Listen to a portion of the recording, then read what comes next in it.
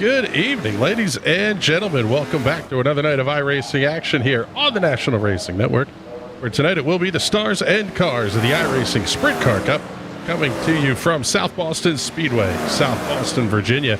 My name is Chris Graham, joined in the booth, as always, by Mr. Patrick Byrne. And, man, I'll tell you what here, Bizzle, practice just finishing up for these guys, but I'm really looking forward to this show for the Sprint Car guys tonight, because it's another of those just classic short ovals that you're going to kind of have to force your way through if you want to get to the front.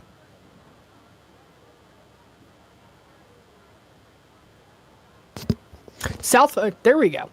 Little technical difficulties here. South Boston is a fantastic short track. I love this place. In the fendered cars, you really have to push and move people out of the way to get around here.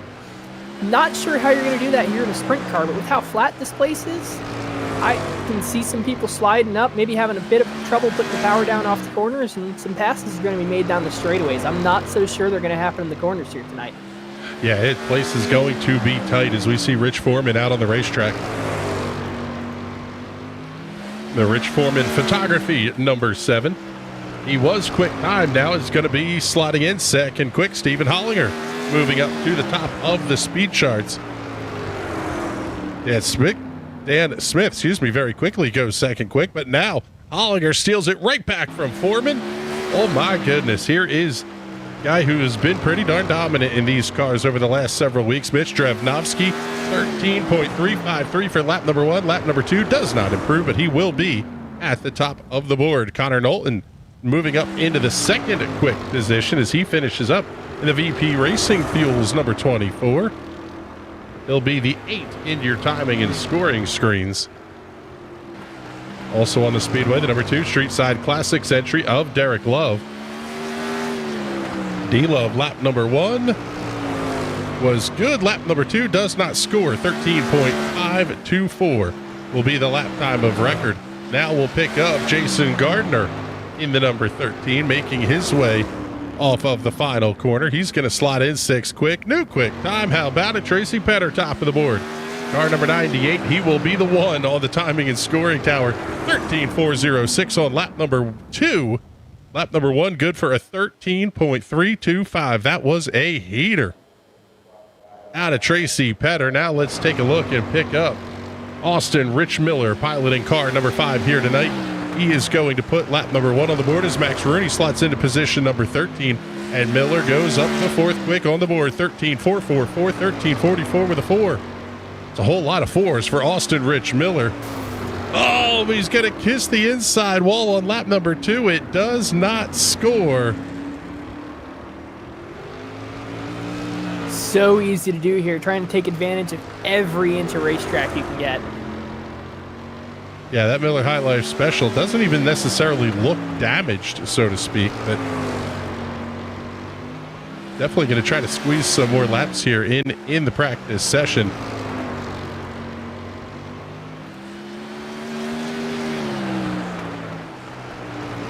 Looks like we have 2 cars that have not yet taken time. One of those being the number 15 of Ted Lee, the other, the number 7, the Red Ream Rocket, belonging to Josh Batista.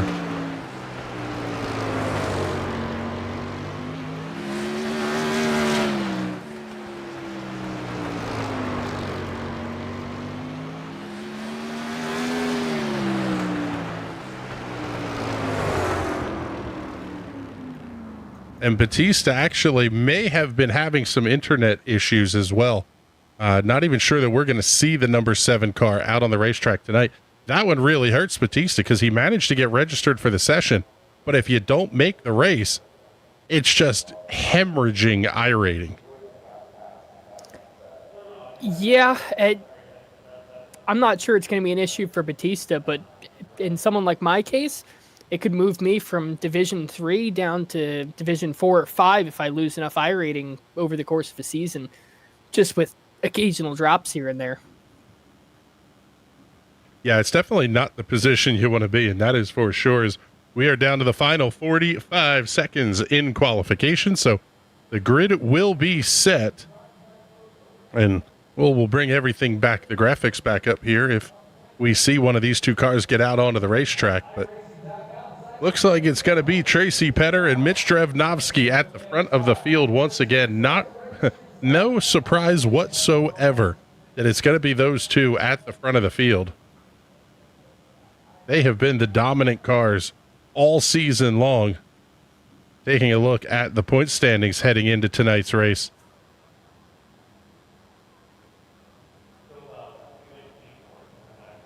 It will be Mitch Drevnovsky at the top of the board, 728 points. Andrew Bogus actually second on the points chart at 722, 716 for Tracy Petter, 678 for Austin Rich Miller, 655 for Derek Love. A lot of cars well close to your championship leaders at this point. And of note, Tracy Petter sitting third in points and doing it with 0 incidents through 4 races. That's crazy in these cars.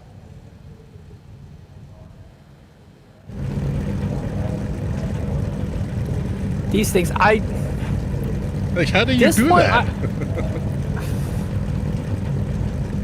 I'm not sure if I think this one's going to be a caution fest or not. I feel like this track is enough of a driver's track where these guys should be okay, and even the guys who have no idea how to drive a sprint car like myself know not to hit full throttle around this place.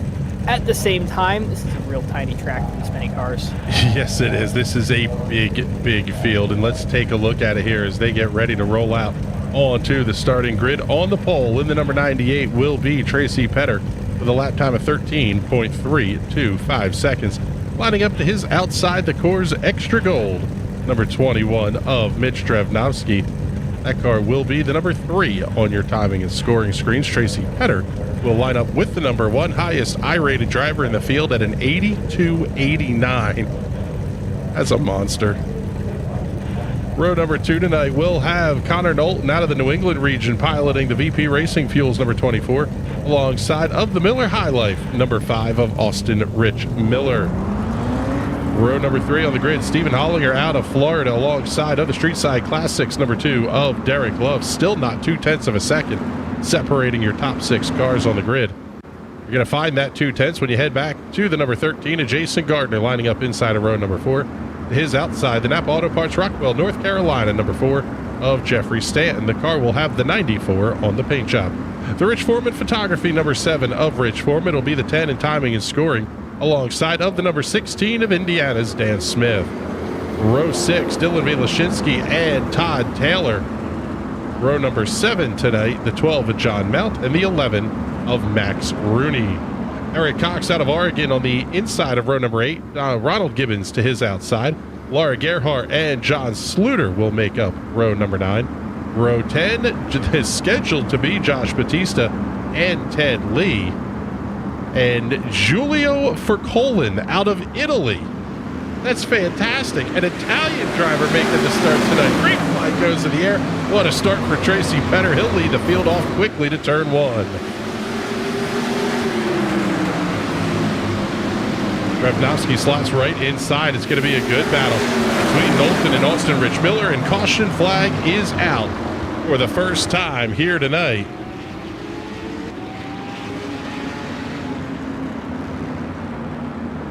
Not sure there's a lot of sprint car racing going on in Italy. That's something we're going to have to check the Google machine, see if there's any interest in sprint cars over there. Yeah, that is exactly right. Where? Let's see. Taking a look, it looks like an issue for John Mount early in this one. Unfortunately, with the way iRacing has to cycle everybody through for the cautions, makes it a little bit difficult to pick up who is what and where here. But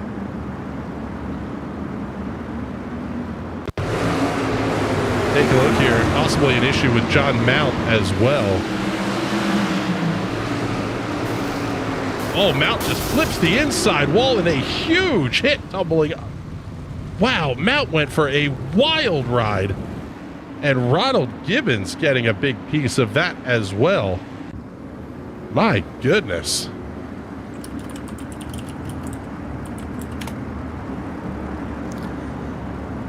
The only oval racing at all that I can find in Italy is the now defunct Monza oval. So they aren't big into oval racing, but when they did it big. Yes, obviously the race of two worlds happening there. I want to say 1957, 58, something like that. And then once again in the 60s. Yeah, so you had the best of the Indy 500 taking their roadsters over to run an oval race against the best of the Formula One grid. It was a thing that was absolutely dominated by the cars designed to make left-hand turns. Yeah, it was 1955. Oh, no, it was 1957 and 58. Okay, there you go. I know my old stuff.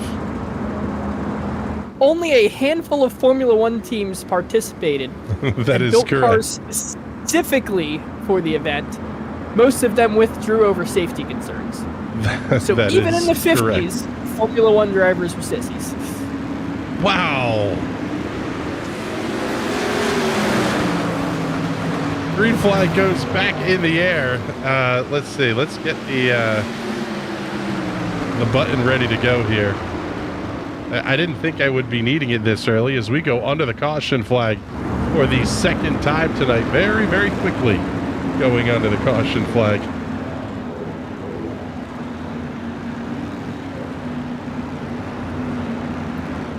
Oh, and they even had some sports cars on the grid. Looks like possibly some trouble for John Sluter.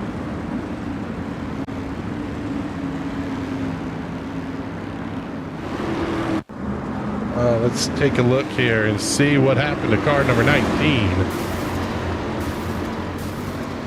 Oh, everybody kind of getting jammed up there off of turn number 4. There you go. You can send your hate mail to Bizzle at nationalracingnetwork.com.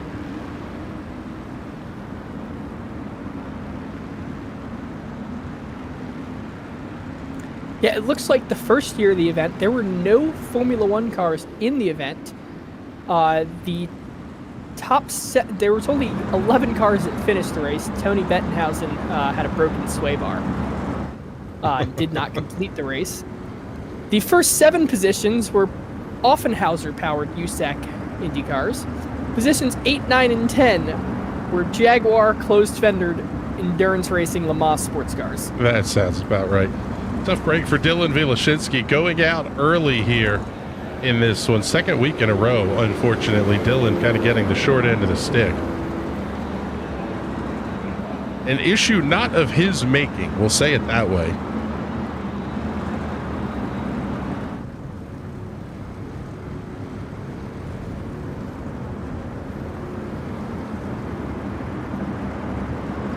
Now we're going to have, looks like Dan Smith also on pit lane, Max Rooney, Rich Foreman also on pit lane as well. Look, I wonder if those guys actually had a piece of this towards the front of the field. We'll take a look.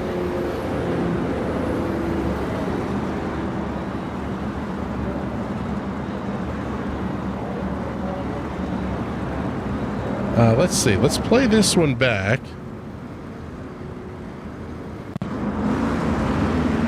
Take a look at the replay from the perspective of Rich Foreman. Oh, he just got a huge hit into the outside wall. Flat Punterino. Oh, my goodness. That was a huge hit for Rich Foreman. As we'll go back to the live look and we go back to green flag racing, it's going to be Tracy Petter, Mitch Drevnosky starting to break away at the front of the field.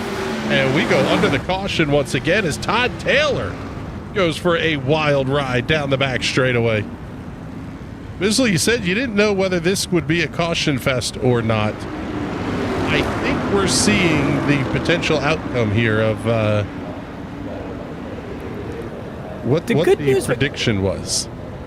Caution fest. Now, it's not good for any of these drivers you see here in the pits, but I count 6 cars right there in frame, and we're only looking at half a pit lane. We're going to whittle this grid down to a size that this track can actually support, and then they might actually go racing. Yeah, I think there is a fair bit of that. It's something else to consider, and I don't know, I'm assuming this is accurate, but you'll notice the clock in the upper left-hand corner now. 53 minutes and 20 seconds remaining on the clock. In theory, you should never get close to that, but because the race is set up where it's not going to have cautions count, I would think if the clock runs out, you're out of time. Yeah, I think at that point it would just be a green-white checker, like it'll just be one to go, and we can go flip another one down the back straightaway. That is correct. So we'll see. And this, these are the ones that get frustrating for the guys at the front because they want to go racing. I mean, you look at a guy like Derek Love, who's going to be back in about 6th position, I guess it would be. And you just haven't had a chance to move yet.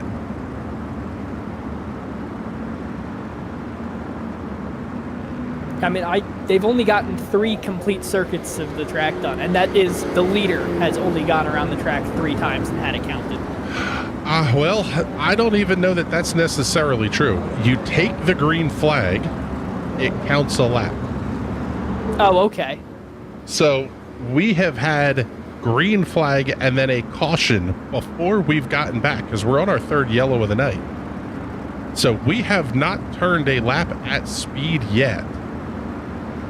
Actually, none of the drivers are showing a best lap turn. They have not turned a lap yet. Now, as you mentioned, though, you start to thin the field out a little bit. That's where things really start to get interesting because if you're one of those people, and we talked about it even, I think it was off air with B, where you just say, hey, you're going to ride around and just kind of make your laps, do your thing, and try to be there at the finish. It may have actually been discussing like a bottom split Indy 500 or something. But for some of these drivers, they have the potential to make a ton of iRating here tonight as we go back to green flag racing, and Tracy Petter once again going to lead the field, and it's going to be a single file line to turn 3. Still green, and that might be the first green flag lap in the books here tonight. Yes, it is. First lap of green that we've gotten, and we talked a little bit about some of these drivers who could potentially make some iRating. How about the 20 of Stephen Hollinger, the 2nd lowest iRated driver in the field, currently in the top 5 with a 1489 iRating. Keep control of the race. Just keep it under you, bud. Your car gets a little loose off of turn number 4 that time. Maybe a blue light special as it goes 2 for 1. Oh, man, big dive on Derek Love, though, into the corner. My goodness. Wow, what a save by Derek Love. My goodness, that was huge. Yeah, that race car should have been wrecked. Yeah, we're going to take a look at this one from the chopper cam here. This was as full send as you can possibly go into turn 3. There you see the cars exiting turn 2. D-Love clips the wall ever so slightly. But man, that was just full send by Stephen Hollinger there. Josh Batista, by the way, did make it out onto the racetrack, and he's on the lead lap, running in position number 8. So the Red Ream Rocket is out there doing its thing. But my goodness, man, I do not want to let my eyes off this battle with Jeffrey Stanton, Stephen Hollinger, and Derek Love. I feel like I have been saying it this way. Oh, is D-Love now going to give him a shove in the middle of 1 and 2? I feel like I've been saying this in the rookie races. If you would race slightly less hard, your iRating will go up. Yeah, I mean, if you want to go and win the top split races, you probably have to give 99 to 100%. If you're in one of the bottom split races, practice at 100% and run yourself at 90%. You'll run so much cleaner. You won't be the fastest guy on track, but you're going to be the one with the clean car with no scratches on it. That is exactly right. As we are now, as you said, we got some of the cars off the racetrack. Now we're kind of seeing the battle start to shape up a little bit here. Mitch Drevnovsky closing in on Tracy Petter. Petter's led all 12 laps that we've completed to this point. Excuse me, all 15 laps that we've completed. Here's how many cautions we had before we got a lap of green flag running it. iRacing is not scoring Tracy Petter as having led every lap. Nobody else has led one either. But Tracy Petter has led 13, now 14, of the 18 laps that we've completed. Starting to see Mitch Drevnovsky close in ever so slightly.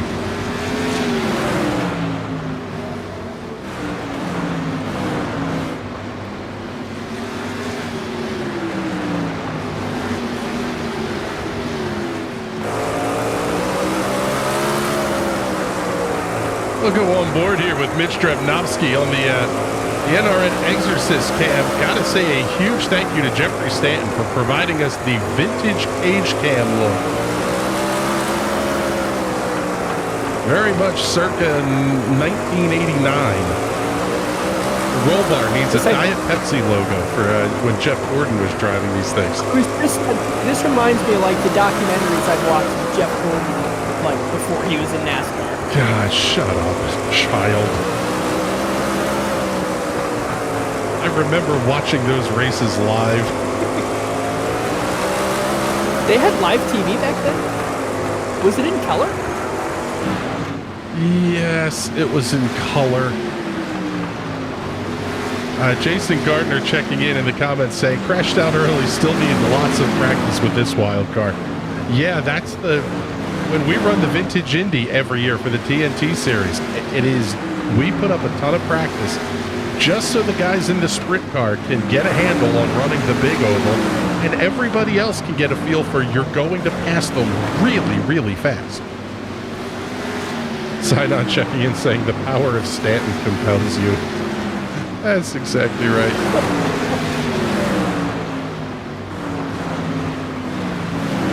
Taking a look at the timing and scoring screen, this is about the best battle on the racetrack right now. The only one that's getting a little bit closer is Austin Rich Miller and Jeffrey Stanton.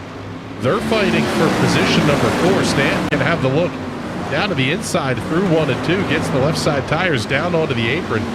That's almost a trick to help these things turn a little bit too. You get that, you kind of get the car off balance, so to speak. The inside tires are traveling on the flat, the outside tires are up on the banking, and it's almost like the car hooks up a little bit.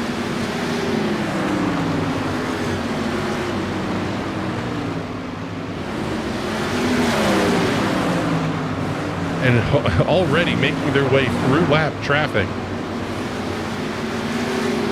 We'll get you the timing tower back up on the screen here, so you can see where your favorites are and where they're running.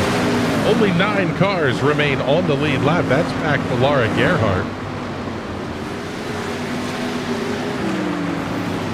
Battle between Steve Hollinger and Derek Love has settled down pretty considerably. Gap now 1.4, 1.5 seconds between Love and Hollinger for position number 6. At the front, it's going to be Mitch Drevnovsky trying to chase down Tracy Petter. Catching up pretty quickly on that number 9 of Laura Gerhardt. She moves up and out of the way at the entrance to turn number 3. The battle for the race lead will continue. And now we talked about how slow the first part of this race was. We're only 15 and a half minutes in, and we are just past the halfway point. So the clock goes out the window, Bizzle.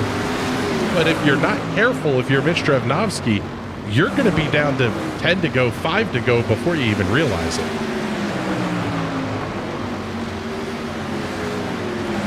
I mean, when I run these short tracks, I don't even look at the lap counter. I just wait for my spotter to go 10 to go, 5 to go, 2 to go, white flag.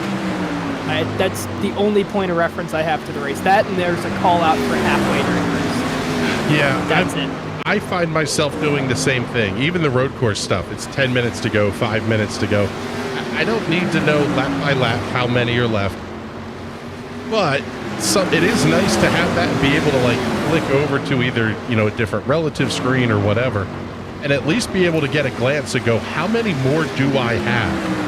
Because if you're Mitch Drevnovsky, I don't know that you want to wait until 10 to go to make the move. Typically on the road course side, I'm the complete opposite. I like to know exactly where I am. Now, I usually do timed races, so I'll sit there, all right, I'm 1/10 of the way through the race. I'm a fifth of the way through the race.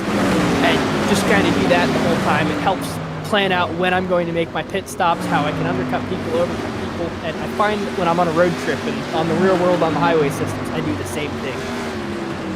Yeah, Like, that's one of those, like, you look at the GPS and you go, oh God, there's still 9 more hours in this drive. yeah, but when you look at it as I'm 1/20th of the way there, oh, I could do that. Yeah, maybe you can. That is not the way I think. So nobody else is really close at this point. Maybe Derek Love catching up to Connor Knowlton for position number 4, but it's going to be 4.5 seconds to get caught up to Jeffrey Stanton, trying to battle for a podium position. We'll pick up this fight here between Knowlton and Love.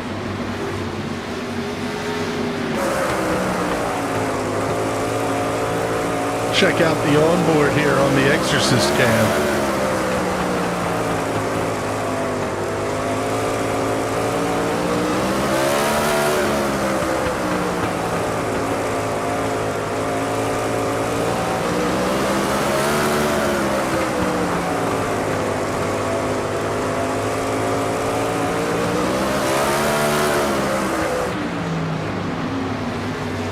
D-Love going to be able to complete that pass on the outside off of turn number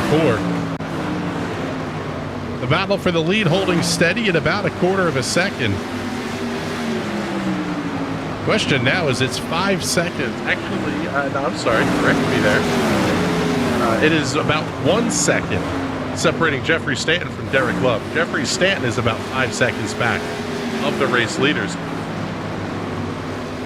Derek Love really making up some ground here. He clicked off 2/10 that time through 3 and 4.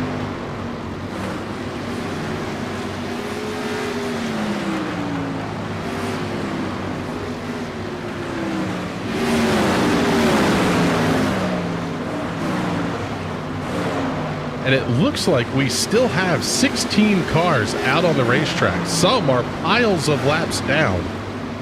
But even Ronald Gibbons back there in the 16th position, 42 laps behind the race leaders, still back out there on the racetrack.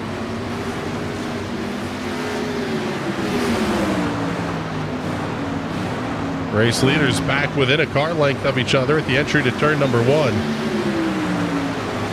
And now we're down, we talked about it here, we're down to getting down to 10 to go anyway. This is where the back end of these cars really wants to start to get light. And it's so hard because the harder you push, the more wheel spin you're going to get, and the slower you end up going. You just kind of have to feel that groove and keep hitting your marks. Yeah, these things, even on pavement, is like driving a dirt track race, just because you're faster by not touching the throttle, like just kind of slowly easing into it. Yeah, I mean, that's a great point. I don't know that you ever hit full throttle around South Boston. Actually, a lot of the short tracks, you never hit full throttle on. And even things like what gear you choose will make a big difference, because you might sacrifice a little bit of top end power, but you're going to get off the corner a little bit quicker, versus if you take that gear that's going to give you a little bit more speed, it's also going to be a little bit, as much as you say slower off the corner, it's more controlled off the corner.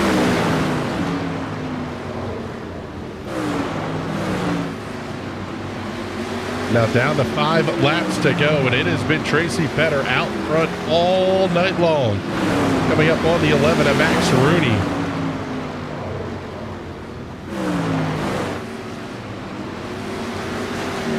A little bit of a bobble there for Petter off the corner, but man alive, that car has been darn near unstoppable here tonight. 3 to go at the flag stand, and the lead continues to sit right about 1/3 of a second.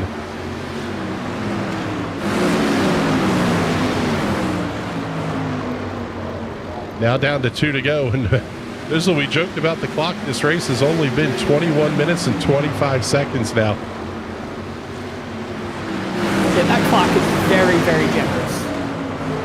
yes, the clock is generous, and as the white flag comes out here, once you get ticking off laps, they happen in a hurry. 13 and change second laps for these guys off of turn number 4. Twin checkers go in the air, and Tracy Petter gets the win at South Boston. Mitch Drevnovsky comes home second. Big wreck for the 11 of Max Rooney over the line, and Jeffrey Stanton able to hold off Derek Love in the battle for position number 3. Look at that, Tracy Petter, he going already.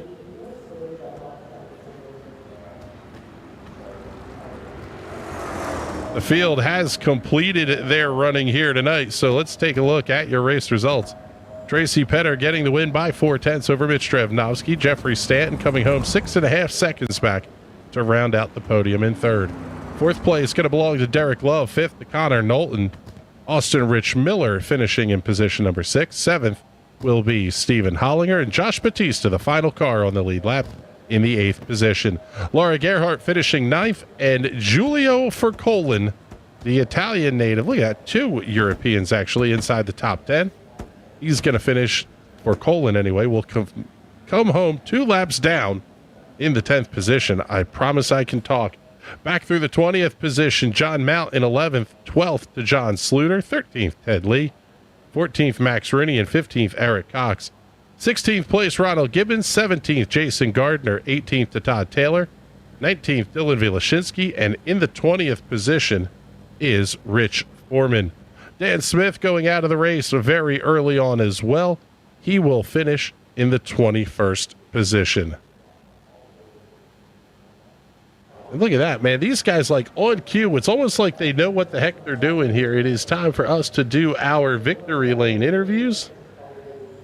And first, let's slow everything down here. We'll get ready to talk to our race winner tonight, Mr. Tracy Petter, and we'll bring Tracy up here into the booth with us. And I'll tell you what, man, fantastic drive tonight. It looked like you actually had more in the tank if Mitch decided to try to throw something at you. How big of a rocket ship was that number 1 tonight? It was pretty quick. I thought Mitch was a little quicker at the end. My car was getting really tight in the center, and I was just really trying to hold the bottom so he couldn't get under me. And it seemed to be really hard to pass here, so I'm just glad I never really made a big mistake to give it up. Yeah, it almost looked like you were kind of taking a line we saw Jeffrey Stanton using a little bit earlier in the race of getting the left side tires down onto the apron. Does that help the car kind of make that entry to the corner and just kind of hook through the middle? Yeah, at a lot of tracks, the apron tends to hook your car and let you go through the corner a little better. I was doing it a lot more than I normally would because my car was a lot tighter than I would like it to be. Oh, well, I'll tell you what, man, congratulations on a fantastic drive tonight. Maybe enough to give you the points lead as well as we get close to the halfway point of the season. Congratulations once again on the win, Tracy. And before we let you go, do all the sponsor plugs and shout outs. Well, as always, thanks for broadcasting it, and shout out to EPA. All right, brother. Well, thank you much. We appreciate you coming to hang out in the booth with us here for just a couple of minutes. And now we'll bring in Mitchell Drevnovsky, our second place finisher here tonight. And I'll tell you what, I'm going to ask you kind of the same question, but backwards that I just asked Tracy. Did you have anything left in the tank to try to challenge? Or, I mean, it looked like you were giving that 21 machine absolutely everything it possibly could. Yeah, towards the end, I don't think I had much left. We were really close on speed. I think I was a little bit better than him, but just super hard to pass here. I can never really get any lane working but the bottom, and couldn't really get under him. I'd try to get the apron a little bit to give me some rotation, maybe get some drive off and get under, but never really worked. And the longer we went, the car just got a little bit away from me, so it was hard to make a move on him. But he was the guy to beat tonight, so good job to him. Now, I got to ask, how frustrating is it to have the race start the way it did, where you can't get a lap in, you can't get a feel for the car? That has to just be absolutely infuriating behind the wheel. Yeah, it was tough. I mean, you just play the cards you're dealt. I hate it for a lot of the guys that got wrecked there in the beginning, but I felt like for me, we, had 3 quick yellows, I think, and I thought I had a good short run car to maybe take a shot at getting to Tracy and getting by him, but then we had those yellows and doing all those pace laps cooled the tires down, so then I kind of had to let the heat build up for 10 laps over the last run we had, and got the chance to get to him and tried to get by him. I just couldn't do it. So just got to try to be better next week. Well, congratulations on the podium, Mitch. We appreciate you coming to hang out with us here up in the booth. And before we let you go, do all those sponsor plugs and shout outs you want to get in for us. I just want to thank all the guys at Ski Race Shop working on the sets all week, getting them better. Everyone for coming and running. It's fun every week. We only get to do it a couple times, so shout out to them. And of course, you guys for doing the broadcast every week. It's been a lot of fun. We've got some big fields, so I look forward to the rest of it. Yeah, buddy. Well, thank you much. We appreciate the kind words from you. And now it's time to talk to the guy that we haven't had a chance to talk to in a little while. And I'm excited to get to talk to him here. Jeffrey Stanton, congratulations on the third place finish here tonight. The car seemed good, but I got to ask you about the battle with Stephen Hollinger and Derek that you guys had. There was a whole lot of handsiness going on there fairly early in the race. I was just trying to survive, in all honesty. I was way too loose, but I set it up free because I was afraid of getting too tight. So I was just trying to get that outside rolling. That's all I could do. Yeah, it seemed like you were having to run a little bit higher line. The two guys up front were having to dip the tires down onto the apron to get the car to rotate at all. How difficult was this place to manage tonight? Even the track temperature seemed like it would be a little bit warmer than normal. Yeah, it was tricky like always for here. It was fun. In my opinion, it was fun at least. Yeah, well, I enjoyed the driver's tracks. Actually, Patrick, I think, said that. It's a driver's track, and you really have to work to make speed here. How much of that comes down to building the setup throughout the week, and how much of that is just you like the car, you like the track, and you're going to be quick there then? I think it's the latter in some cases. I mean, you can set up a little bit to, run a top or run a bottom more progressively. Like I run the 49 gear here, so I run the top more, whereas ours might be on that 69 trying to roll bottom. So it really just depends on driving style. Well, I'll tell you what, brother, fantastic drive tonight. Congratulations on picking up the podium. And before we let you go, do all the sponsor plugs and shout outs you want to get in here. Yep, I want to thank Napa Rockwell, everyone else that supports me, everyone that runs this series. I feel bad about that second restart there. I feel like I caused that accordion a little bit, so I apologize to everyone in that as well. But everyone that runs this series, y'all for broadcasting, iRacing for keeping this car alive as well. I mean, everybody. All right, buddy. Well, Jeffrey, thank you very much. We appreciate the chance to get to talk to you here.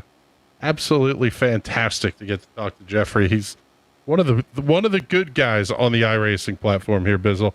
And as we go back to the live look, Matt, I guess we kind of got what we expected here tonight. A difficult car on a difficult little racetrack. You're going to wad up a lot of stuff. Yeah, I mean, short track racing and sprint cars, you're going to have a flip. Half the spectators in those stands are there just to watch a car flip.